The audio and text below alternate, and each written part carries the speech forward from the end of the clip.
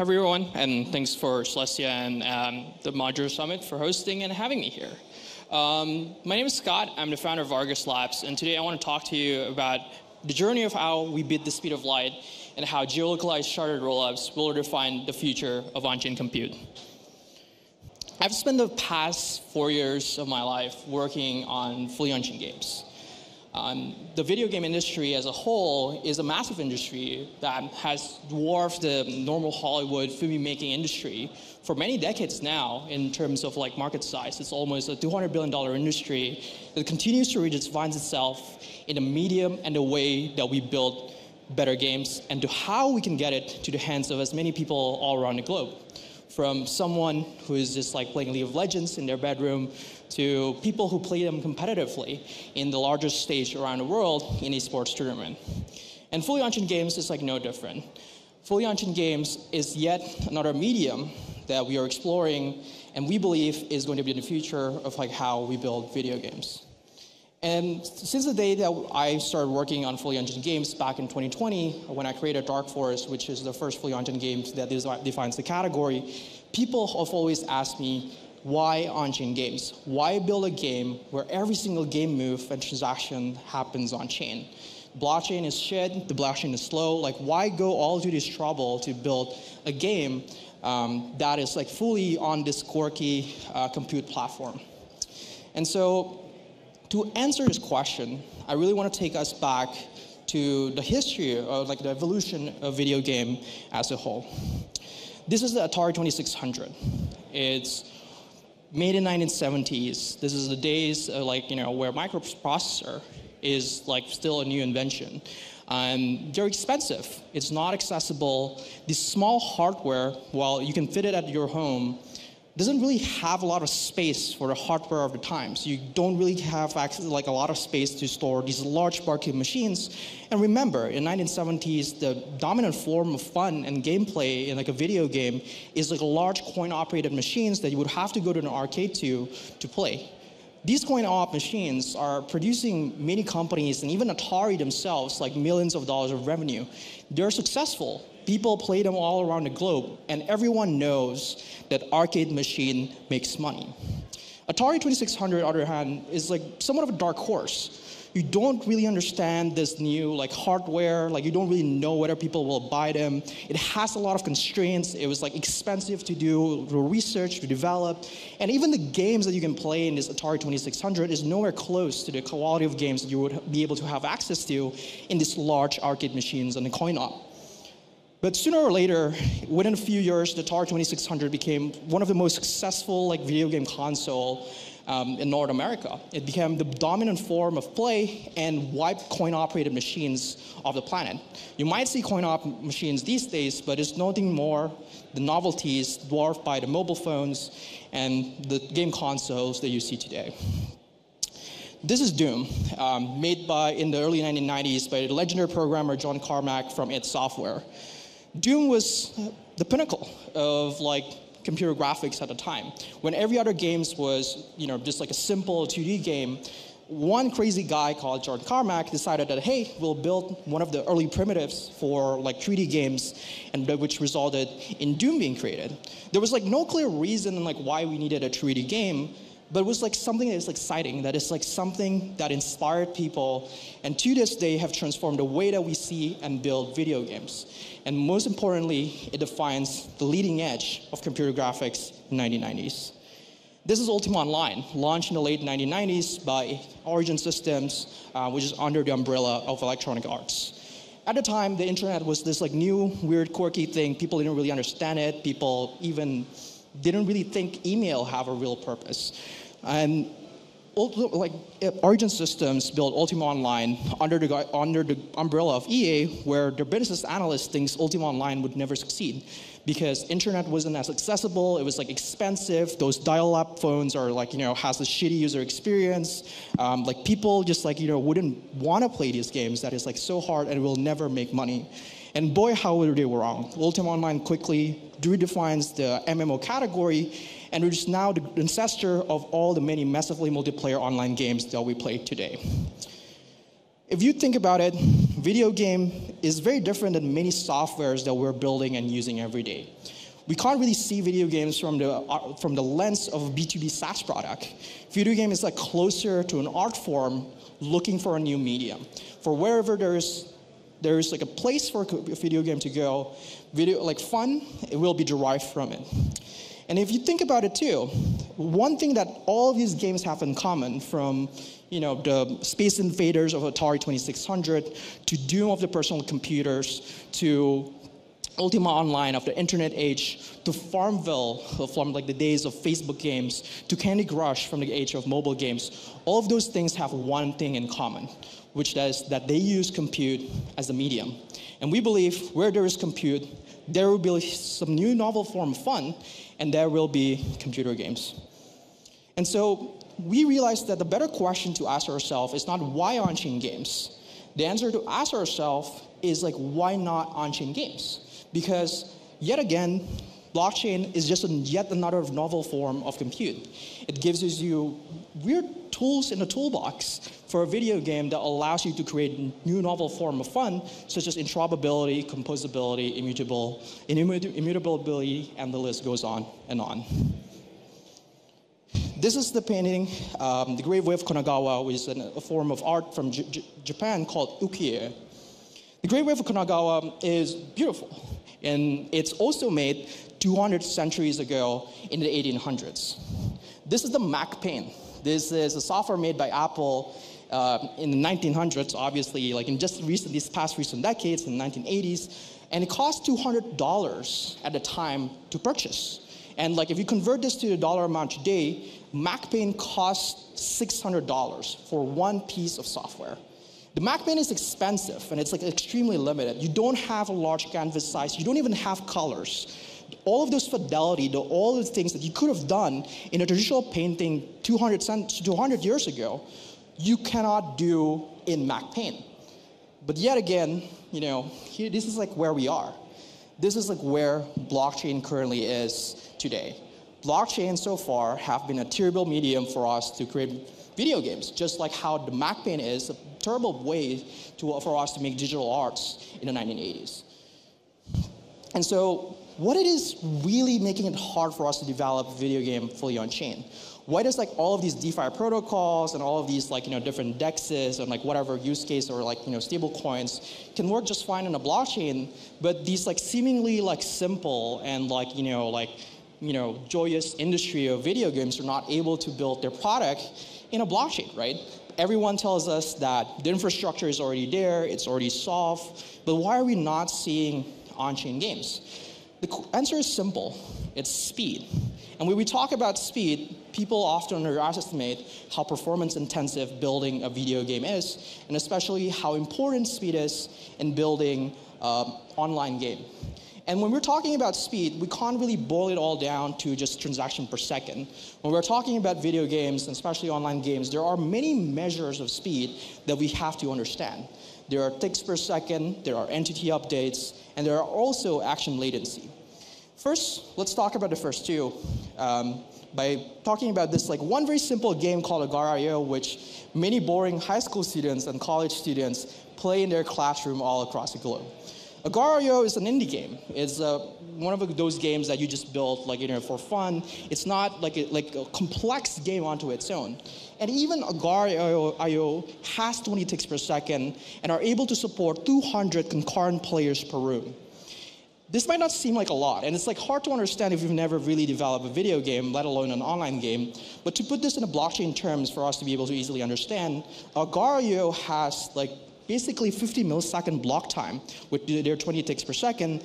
And for every tick, you need to create a transaction to synchronize the player position, which in 200 players context, this would have been 4,000 transactions per second. And to put this number into perspective, some of the fastest rollups that we would call blazingly fast today would have a block time of 2 seconds with a maximum theoretical transaction per second of only around 1,000 transactions per second. This is nowhere close to even supporting one single Agar.io game, let alone being able to scale to tens of thousands of daily active users that Agar.io would have. And now, this is only one part of the issue. The second part is like what we like to call action latency. And this is like pretty much exists in all forms of games that we have today, from games like Brawl Stars, like which exists in your mobile phone, to fast-paced action game like Counter-Strike that has like hundreds of ticks per second. Fast action latency is something that is inseparable with the modern games that we have today, and this is no different with fully on-chain games. And if you have bad action latency, and like this happens from time to time with even the modern game servers, you will quickly be welcomed by an angry mob of like players. Even with 100 milliseconds, right? 100 milliseconds, you will get players complaining on Reddit or like your forum or wherever your game community is. And even with 200 milliseconds, they will like try to scream at the developers to kick and ban these players out.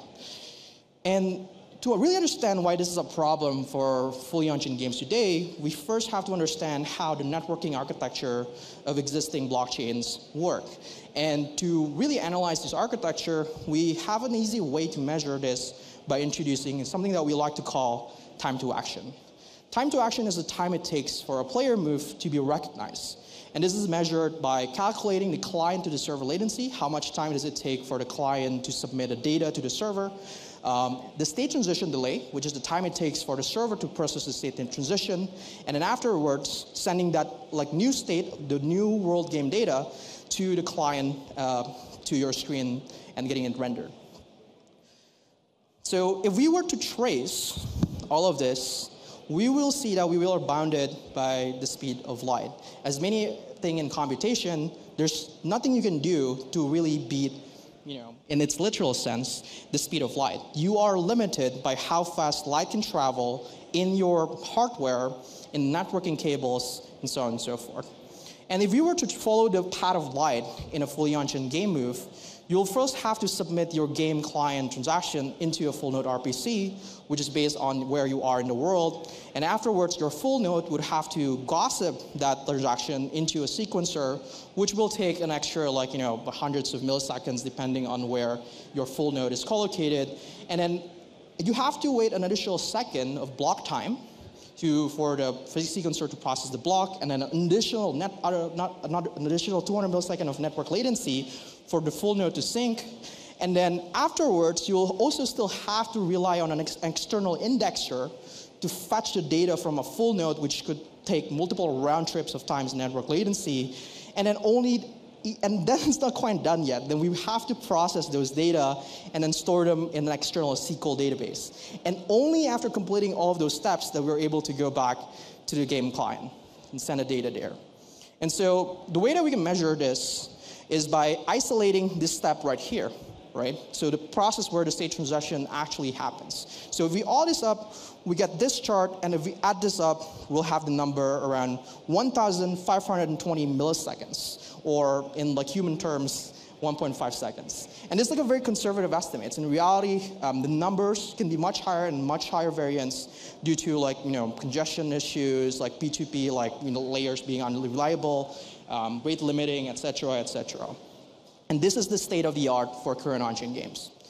And the question here is that we're not even done yet. We haven't added up this client-server latency that is based on the player's location. And so here we have our old enemy, the speed of light. The internet, as you might have noted, is comprised of many undersea cables that connects many regions all across the globe. And for data to travel from one server or your computer to the server, it needs to travel all of these paths. And the longer the distance of these cables to like the destination, the higher the latency and the longer it will take for your data to reach its destination. For example, if you have a blockchain that is based in North America, maybe let's say in this example in California, and you have players all around the globe, the players in Asia would have to endure 200 milliseconds of latency to just play your game.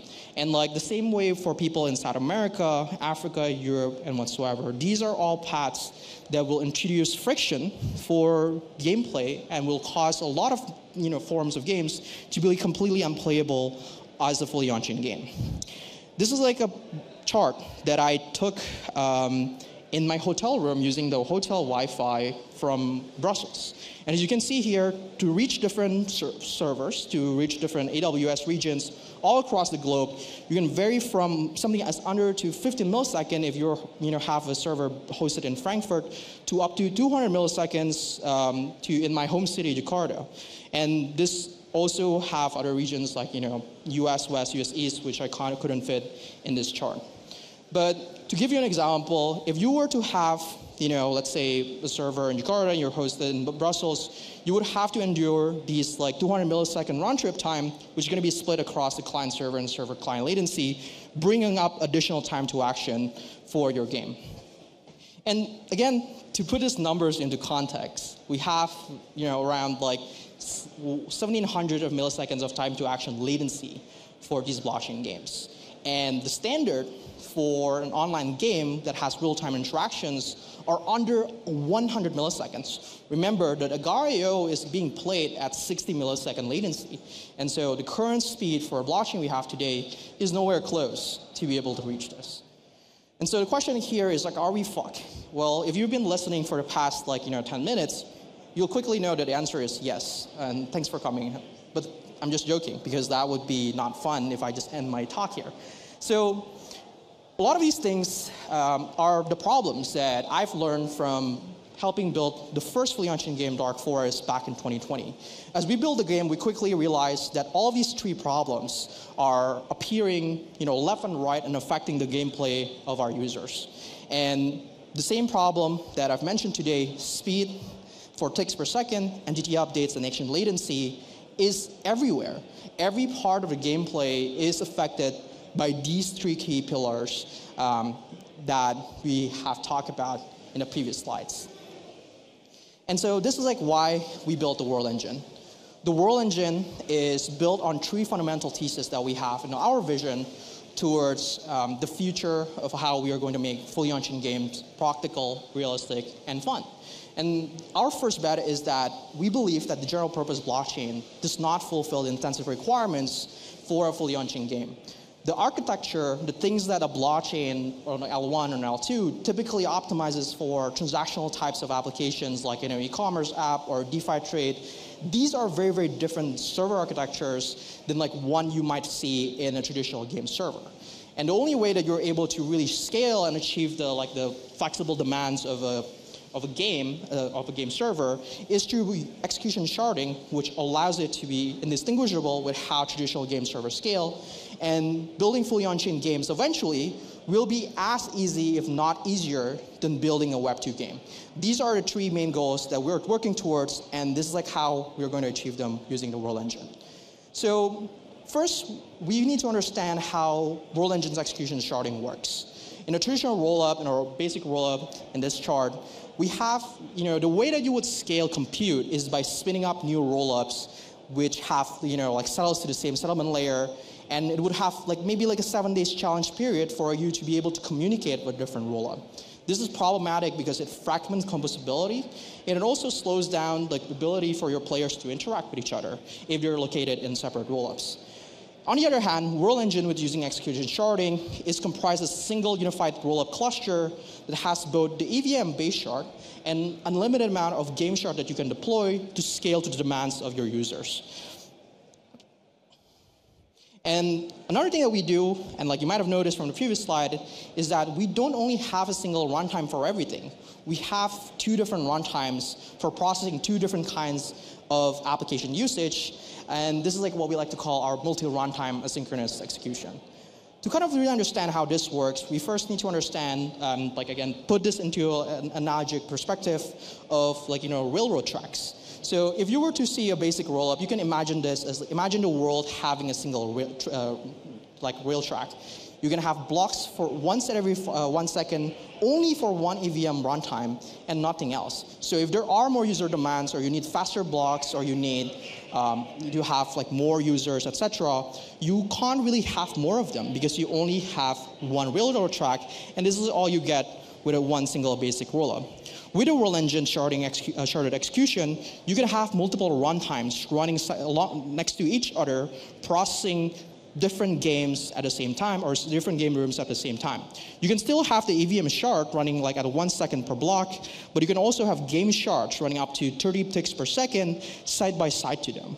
So to give an example, like our old friend Agario here, with 20 ticks per second and 200 concurrent players per room, we can feed this nicely into the World Engine architecture by splitting each of those rooms into its own dedicated game shards. This allows the World Engine to scale to the demands of your game. So if you have more users, you can easily spin up more game shards and open up more railroad tracks to process your game transactions.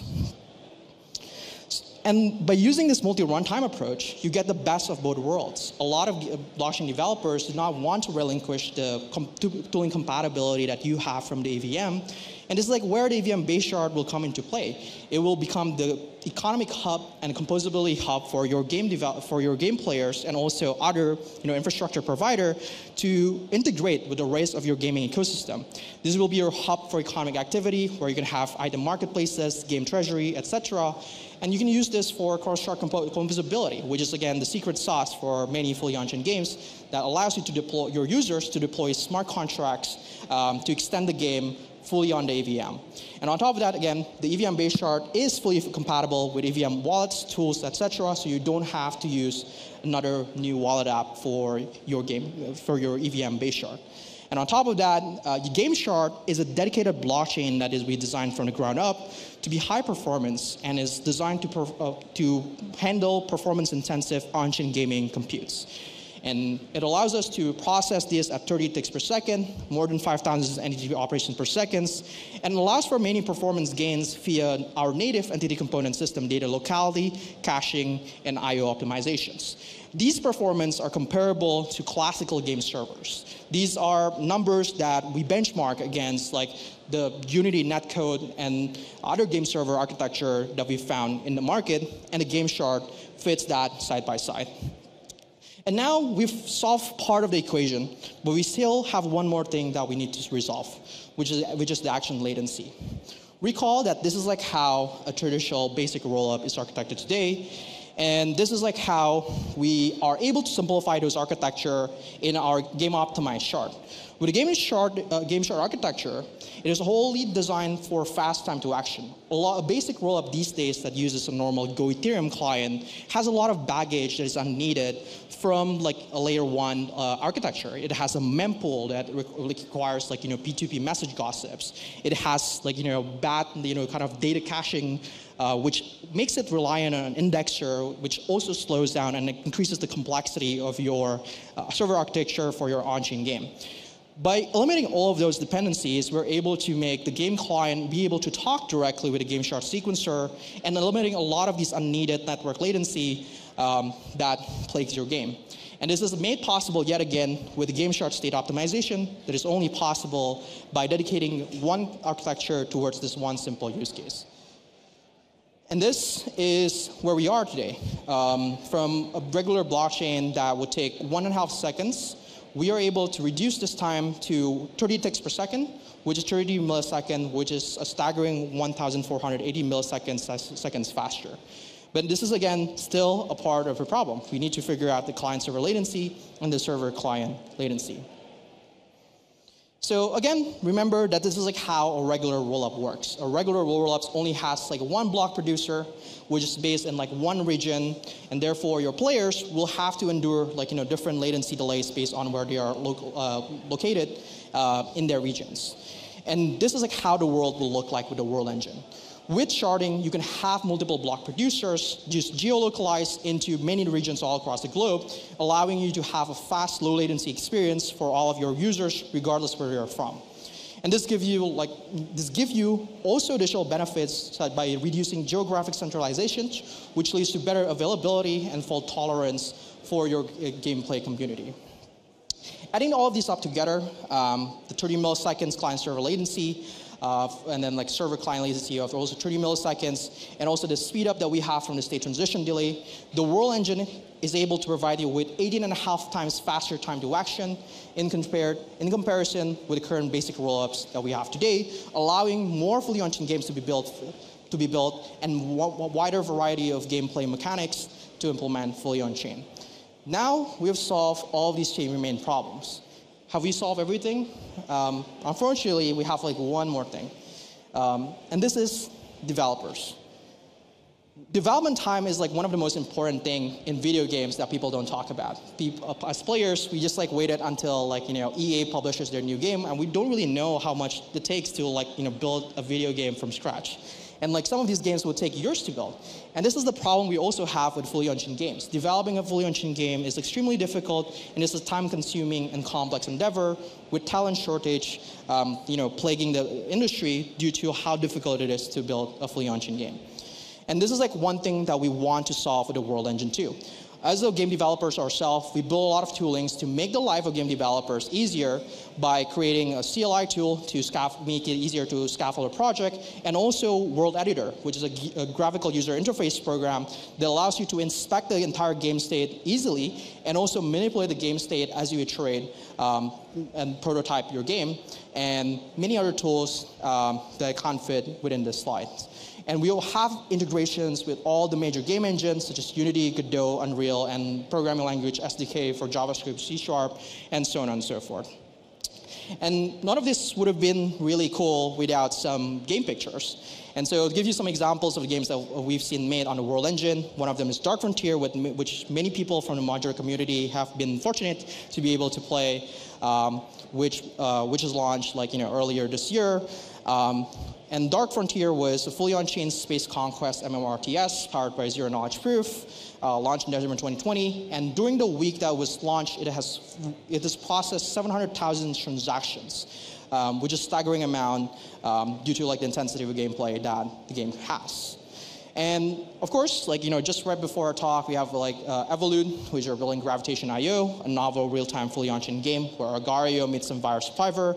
It has the performance-intensive real-time interaction that we talked about being previously impossible in a fully on-chain game, but now made possible by the World Engine. It utilizes geolocalized shards to ensure low latency for players, and it also scales horizontally due to user demand using the World Engine. And last but not least for this presentation is Arc and Reveal. Arc and Reveal is one of our experiments that we created together with Seismic to combine the power of fully on-chain games with private verifiable compute powered by trusted execution environments, or TEE. The World Engine game shards integrates with the Seismic private compute framework, and it allows a fast-paced fully on-chain game with fast time to action by eliminating the need for client-side ZK proving overhead. And today, you can start building using the World Engine by visiting world.dev. Today, not tomorrow, not next month. This is something that is available for you to use today. But we still have one more thing. And that one thing is Block Survivor. In the past month, we've been experimenting with the World Engine, and we've been this fun, simple little game called Block Survivor, which is a real-time, race battler game that we are launching very soon, but you guys have first access view to try it out today by visiting the Argus booth right after this talk. And so to wrap all of these things up, we see the blockchain today like the Mac pains of the 1980s. It's expensive, it's slow, it's hard to use, et cetera, et cetera. And the World Engine is going to turn the Mac pains of today into where the modern 3D game engines is today with all of its powers and glory. And within the next few years, we will remember this period as the on-chain game renaissance, where people are able to build fully on-chain games that previously couldn't using the World Engine. And with that being said, thank you everyone for coming.